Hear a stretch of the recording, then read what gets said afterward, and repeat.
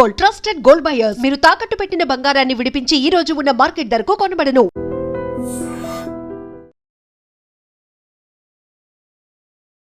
నమస్కారం, welcome to I dream. ధర్మ మార్గం విత్ విజిత కార్యక్రమానికి స్వాగతం.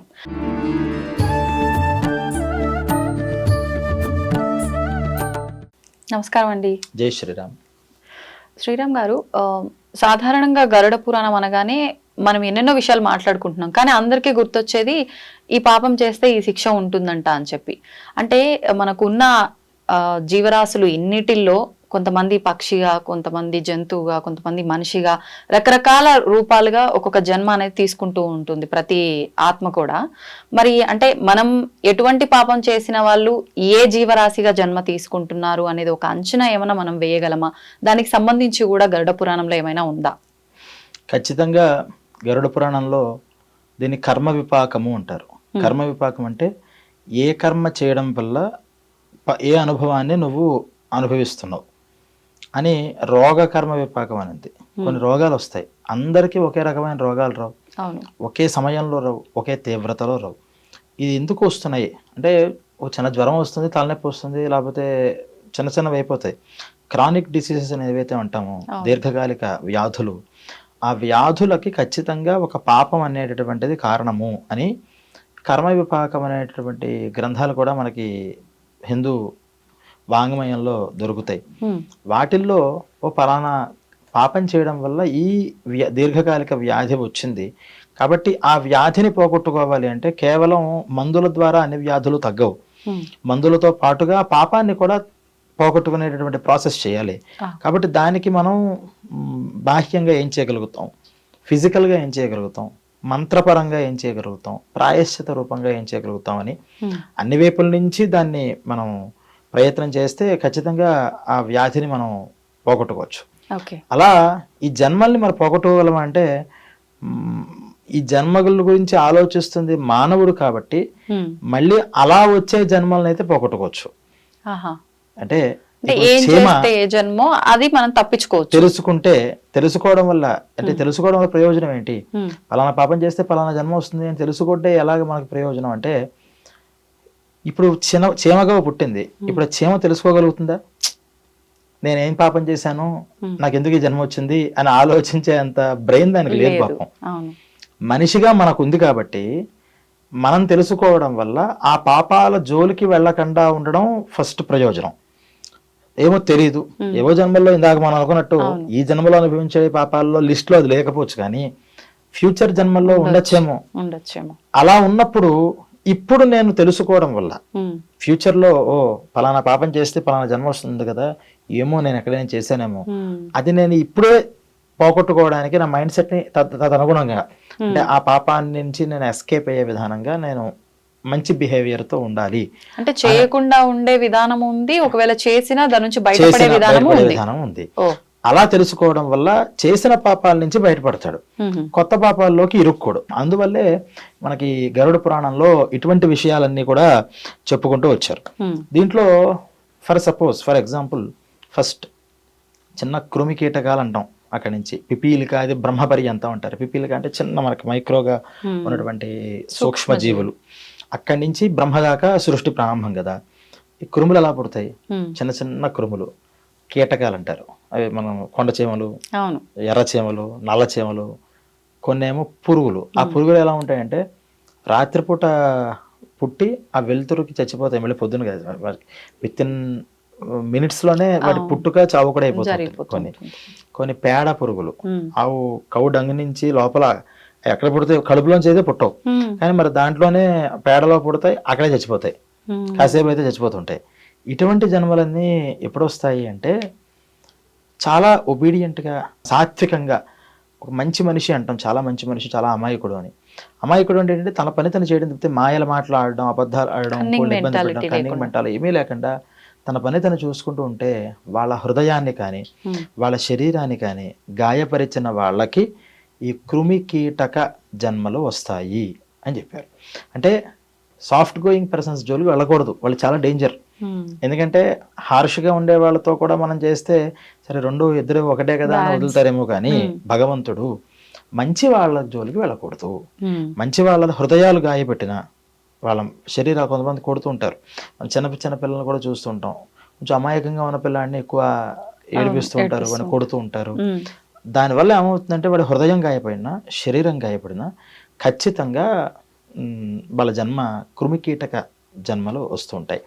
అలాగే నాలెడ్జ్ పర్సన్స్, ఒక పవిత్రమైనటువంటి మనం బ్రాహ్మణ హింస అంటారు. బ్రాహ్మణ హింస అంటే సరే ఇప్పుడు మనం మాట్లాడితే కులపరంగా బ్రాహ్మలు అని అనడానికి లేదు. ఎందుకంటే కులపరంగా మన కులాలు లేవు అసలు, తెలుసా మీకు? కులాలు మన దగ్గర లేవు, మనం పెట్టుకున్నవే కులాలు. వర్ణాలు ఉన్నాయి. బ్రాహ్మణ వర్ణం, క్షత్రియ వర్ణం, వైశ్య వర్ణం, శూద్ర వర్ణం. ఈ వర్ణాలు అంటే ఏంటంటే వాళ్ళ బిహేవియర్ బట్టి, వాళ్ళ క్యారెక్టర్ బట్టి, వాళ్ళ డైలీ లైఫ్ స్టైల్ బట్టి పలానా వాళ్ళు బ్రాహ్మలు, పలానా వాళ్ళు క్షత్రియులు, పలానా వాళ్ళు వైశ్యులు, పలానా వాళ్ళు శూద్రులు అని ఒక డివిజన్స్ చేశారు. చేసిన డివిజన్స్ తర్వాత ఈ పరంపర నిలబడాలి అంటే ఒక జ్ఞానవంతుడుగా ఉన్నావు కాబట్టి నీ కొడుకు నువ్వు జ్ఞానం నేర్పించగలుగుతావు. సిఏ గారు పెద్ద చార్టెడ్ అకౌంటెంట్ అయినా వాళ్ళ కొడుక్కి చాలా సింపుల్ గా అవుతుంది, అతను వర్త్ క్యాండిడేట్ అయితే. కానీ బయట వర్త్ క్యాండిడేట్ ఉన్నా తండ్రి ఒక కండక్టరో లేకపోతే ఒక డాక్టరో అయితే ఇంత సింపుల్ గా అతనికి అవ్వదు. అదే అందుకని ఆ ఇంట్లో ఒక వాతావరణం, మీ ఇంట్లో మన ఇంట్లో ఉన్నటువంటి వాతావరణం ఏదైతే ఉందో ఆ విద్యలు తొందరగా అబ్బుతాయి. కాబట్టి చిన్నప్పటి నుంచి అవే మాటలు వింటూ ఉంటారు, అవే విషయాలు ఆలోచిస్తూ ఉంటారు. ఒక కంసాలి వర్క్ చేసే గోల్డ్ స్మిత్ ఉన్నారు, చిన్నప్పటి నుంచి అవే పనిముట్లు చూస్తాడు, ఆ బంగారం, ఆ తూనికలు ఏం చేస్తున్నాడు చూస్తాడు. కాబట్టి సర్టెన్ ఏజ్ రావడంతోనే చాలా సులువుగా చెప్పొచ్చు. ఇప్పుడు నా పోటీ వాడు వెళ్ళి నేను గోల్డ్ స్మిత్ అవ్వాలి, ఏం చేయాలి అంటే నాకు చాలా ట్రైనింగ్ ఇవ్వాలి, కష్టం అది. అందుకని పరంపరని కాపాడండి అని చెప్పి ఫస్ట్ ట్రైనింగ్ తల్లి తండ్రి ఇవన్నీ ఇవ్వాలి అని పరంపరని పెట్టారు. కొంతకాలం వరకు అంటే కొన్ని లక్షల సంవత్సరాల వరకు కూడా ఆ పరంపర అలా సాగుతూ వస్తూ ఉండేది. కానీ తర్వాత మళ్ళీ దైవ నిర్ణయం, అన్నీ సాగినా ఆయనకు నచ్చదు, అన్నీ సాగకపోయినా నచ్చదు. అన్నీ సాగితే ఆయనే అదంతా విధ్వంసం చేస్తాడు, అంతా విధ్వంసం అయిపోతే మళ్ళీ ఆయనే వచ్చి దాన్ని బాగు చేస్తుంటాడు. ఇదంతా ఒక సృష్టి ధర్మం. దాని కారణంగా ఈ పరంపర అంతా కూడా పోయింది. ఒక దగ్గరికి వచ్చిన తర్వాత పోయిన తర్వాత నేతి బీరకాయల్లో నెయ్యి లేనట్టుగా కేవలం బ్రాహ్మలు అని చెప్తారు కానీ బ్రాహ్మణ్యం లేదు, క్షత్రియులు అనుకుంటాం కానీ క్షాత్రం లేదు. ఇలా ఒక్కొక్క జన్మలోనూ ఒక్కొక్క విషయం పోయింది. అందుకని ఇప్పుడు మనం కులం కాదు ఇక్కడ కాన్సెప్ట్.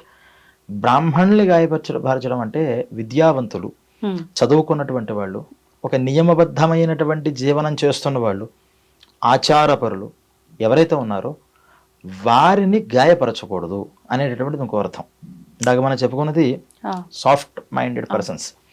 ఇది జ్ఞానవంతులుగా, ఒక ఆచారవంతులుగా, వేరే వాళ్ళ జోలికి వెళ్ళరు, ఏదో మడి తడి అని లోపల కూర్చుని వాళ్ళ పని ఏదో దైనందిక జీవితం చేసుకుంటూ ఉంటారు. వాళ్ళ జోలికి వెళ్ళకూడదుట, ఇబ్బంది పెట్టకూడదుట. అలాగే దేవాలయాలు మనం చూస్తుంటాం కొన్ని చోట్ల. ఇటీవల కాలంలో కూడా పాపం ఆ పూజారుల పరిస్థితి ఏంటి, లోపల గుళ్ళో కూర్చుని దేవుడికి పూజ చేసుకుంటారు. అంటే అందరూ మంచి వాళ్ళని ఉంటారని మనం అనడానికి లేదు, కానీ మంచి వాళ్ళు ఉంటే ఖచ్చితంగా ఆ పాపం మనకి తగులుతుంది. తగిలినప్పుడు ఎలా జన్మ తీసుకుంటారు? కృమి ఫస్ట్ చెప్పాము, చిన్న తలలో పేలు ఉన్నాయి చూసారా, ఎలా పుడుతుంది అది, ఎక్కడి నుంచి వస్తుంది? దానికన్నా అమ్మ నాన్న ఉన్నారా? లేరు. అది ఎలా వస్తుందో తెలియదు, చెమట నుంచి వస్తుంది. మళ్ళీ చెమటలోనే మనం ఏదో నొక్కుతాం, ఇలా ఒక దానికి ఆలోచించాం, అమ్మో అని ఆలోచించాం, నొక్కి పడేస్తాం. అలా ఏదో దోమలు వస్తుంటాయి, ఈగలు వస్తుంటాయి. ఇలా అవన్నీ కూడా అలాంటి జన్మలు. అందుకనే మీకు సెవరల్ గా ఉంటాయి. మీకు మనిషి సంతానం ఎంత, మానవుడి జనాభా ఎంత, ఏనుగుల జనాభా ఎంత, పులుల జనాభా ఎంత, ఈగలు దోమలు జనాభా చూస్తే అవి కోకొలలుగా ఉంటాయి. అంటే అవి ఎన్నిసార్లు ఎత్తాలో అన్నిసార్లు ఎత్తుతూనే ఉంటాయి. అంటే ఒక దోషానికి నేను ఒకసారి కాదు, కొన్ని 100 సార్లు తిట్టా, కొన్ని 100 సార్లు కొట్టా, కొంత 100 మంది 1000 మంది మంచి వాళ్ళని నేను ఇబ్బంది పెడుతూనే ఉన్నా. మరి నేను ఎన్నిసార్లు ఎత్తాలి ఆ జన్మలు? అందుకని ఆ కృమి కీటకాలన్నీ లక్షల కోట్ల జనాభా ఉంటాయి, తొందరగా పుడతాయి, తొందరగా అవి నడుస్తూ ఉంటాయి. అవి స్పామ్ చాలా తక్కువ ఉండాలి, అవి ఎక్కువ కాలం ఉంటే ఉపయోగం లేదు. చాలా తక్కువ కాలం బ్రతుకుతాయి. ఆ తక్కువ కాలంలోనే శరీరం తక్కువ, దాని మనస్సు కూడా తక్కువట. అందుకనే మనస్సు బట్టే పాపం వస్తుంది అని బాగా జ్ఞానవంతుడిని కనుక మనం ఇబ్బంది పెడితే వచ్చే పాపం తీవ్రంగా ఉంటుంది. చాలా జ్ఞానం లేదు, వాడికి కొంచెం తక్కువ ఉంటుంది. ఈ జ్ఞానం బట్టి మనస్సు యొక్క తీవ్రత బట్టి దాన్ని వాళ్ళు వెళ్ళారు. అందుకనే ఈగలు దోమలు చంపేస్తూ కొట్టేస్తుంటాం దోమల్ని. ఇప్పుడు మనిషిని చెప్పిన పాపం వస్తుందా? కానీ మరిది జీవే కదా అంటే దాని మానసిక స్థితి బట్టి తక్కువ పాపం వస్తుంది అని ఈ విధానంగా చెప్పారు. దీంట్లోనే ఇప్పుడు గాయపరచడం గురించి మనం మాట్లాడుకున్నాం. సెకండ్ది ఏంటంటే హత్య. హత్య అంటే మనిషిని చంపేయడం. ఈ చంపేయడం వల్ల వచ్చేది దోషం ఎటువంటిది అంటే మనం చూస్తాం, క్షయరోగం అంటారు, అంటే మూర్ఛ, ఫిట్స్ ఇవన్నీ ఉంటాయి కదా. ఆ రోగాలు దేనివల్ల వస్తాయి అంటే చాలా మంచి మనుషులు ఎవరైతే ఉన్నారో, మంచి మానవత్వంతో ఉన్న మనుషులు మన వల్ల మరణిస్తే అటువంటి క్షయరోగం అనేది వస్తుంది అనేటటువంటిది ఒకటి చెప్పారు. మరి ఈ జన్మలో క్షయరోగం మనకి వచ్చిన వాళ్ళు ఉన్నారు. దానికి ఏమన్నా మందులు ఉన్నాయంటే లేవయ్యా, ఏవో మందులు వాడుతున్నారు కానీ కొంతమంది పట్టిస్తే కొంతమంది పట్టిపోవు. ఎందుకు పట్టిస్తున్నా, ఎందుకు పట్టివ్వట్లేదు అంటే మనం ఒకసారి దాని మీద బాగా రీసెర్చ్ చేస్తే ఖచ్చితంగా ఆ కుటుంబంలో